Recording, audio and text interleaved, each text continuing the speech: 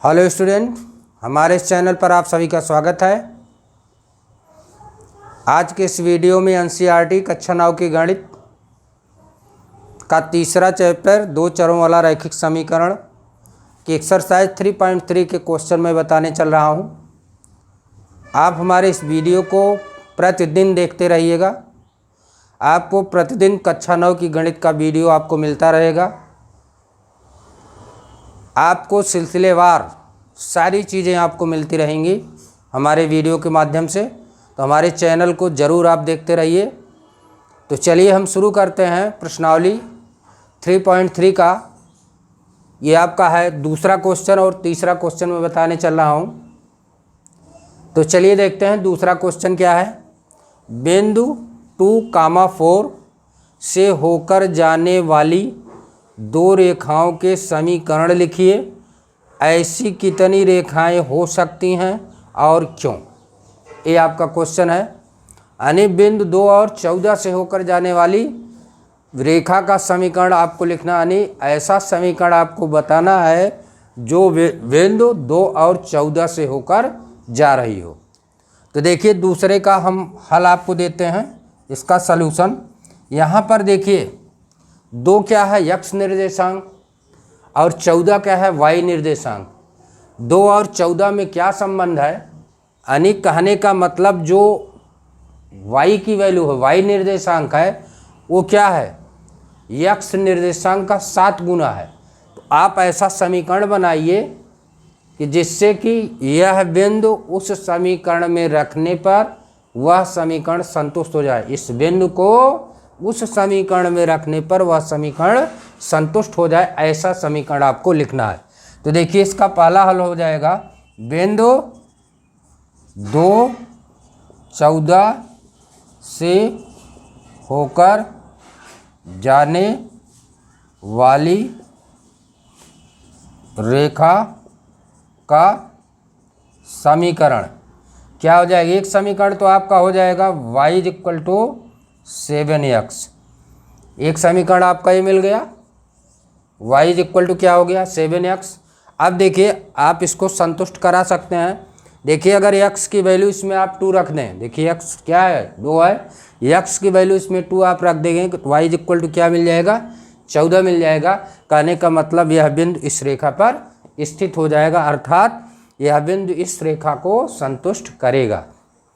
इसी तरह से इसका दूसरा समीकरण देखिए, इन दोनों निर्देशांकों का योगफल, x निर्देशांक और y निर्देशांक का योगफल कितना है, दोनों को जोड़िए। 2 और 14 कितना हो जाएगा 16 हो जाएगा। तो ऐसा समीकरण आप लिखिए। देखिए x + y = क्या हो जाएगा 16 हो जाएगा। आपका दूसरा उदाहरण हो गया। ये 2 उदाहरण आपको देने हैं। अब आप देख सकते हैं, आप अगर यहाँ पर x की वैल्यू 2 रख दें तो y की वैल्यू देखिए 14 मिल जाएगा। यानी ये दोनों समीकरण को, ये जो है दो बिंदु 2 और 14 इस समीकरण को संतुष्ट कर देगा। तो ये आपका 2 एग्जाम्पल हो गया।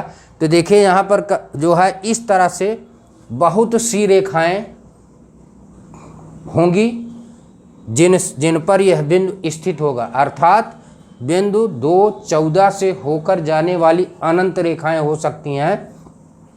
क्यों हो सकती हैं? क्योंकि एक बिंदु से, पहली चीज तो आप बिंदु से आप बता सकते हैं एक बिंदु से अनंत रेखाएं खींची जा सकती हैं, या आप एक कह सकते हैं कि अनंत रेखाओं का एक उभयनिष्ठ बिंदु हो सकता है, इस तरह से भी कह सकते हैं। और ये भी आप कह सकते हैं कि किसी भी 2 चर वाले रैखिक समीकरण को जब हम हल करते हैं तो हमको क्या होता है, हमको अनंत मान, यह चर के क्या होते हैं अनंत मान होते हैं। तो इस तरह से भी आप बता सकते हैं।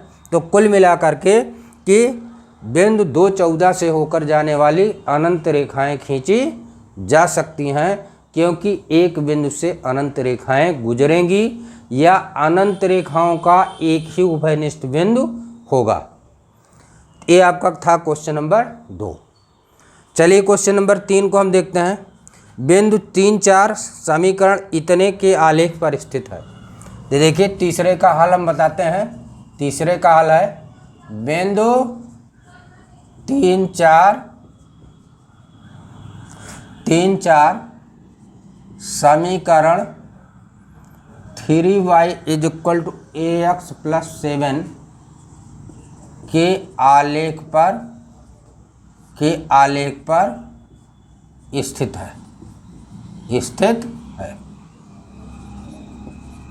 चूँकि बिंदु 3, 4 समीकरण 3y is equal to ax plus 7 के आलेख पर स्थित है। कहने का मतलब इसका जब हम आलेख खींचेंगे तो हमको क्या मिलेगी, एक सरल रेखा मिलेगी। कहने का मतलब उस सरल रेखा पर यह बिंदु स्थित है। तो कहने का मतलब इस बिंदु का इस रेखा पर स्थित होने का मतलब होता है कि x निर्देशांक यहाँ 3 है, y निर्देशांक क्या है, 4 है। यानी x और y का मान आप इस समीकरण में रख देंगे तो इसका मतलब यह बिंदु इस रेखा पर स्थित हो जाएगा, अर्थात इस समीकरण में यह बिंदु स्थित हो जाएगा। तो ऐसी स्थिति में हम इसलिए क्या होगा, हम x के स्थान पर 3 और y के स्थान पर 4 इसमें हम रख देते हैं। तो देखिए 3 इंटू वाई का स्थान पे 4 is equal to a into X के स्थान पे 3 प्लस 7। तो क्या हो जाएगा, 3a plus 7 is equal to 12 हो जाएगा। सीधा हमने लिख दिया। 7 को दाहिनी तरफ ले जाइए, 3a इज इक्वल टू क्या हो जाएगा, 12 माइनस 7। तो 3 इज इक्वल टू क्या हो जाएगा, 5 के a इज इक्वल टू क्या हो जाएगा, 5/3। a इज इक्वल टू क्या हो जाएगा, 5/3। यही आपका आंसर हो जाएगा। ये आपका था क्वेश्चन नंबर 3। यानी बिंदु 3, 4 इस समीकरण के आलेख पर स्थित है। इस समीकरण का आलेख अगर हम खींचेंगे आलेख तो हमको एक रेखा मिलेगी। कहने का मतलब बिंदु 3, 4 इसके आलेख यानी इस रेखा पर स्थित है।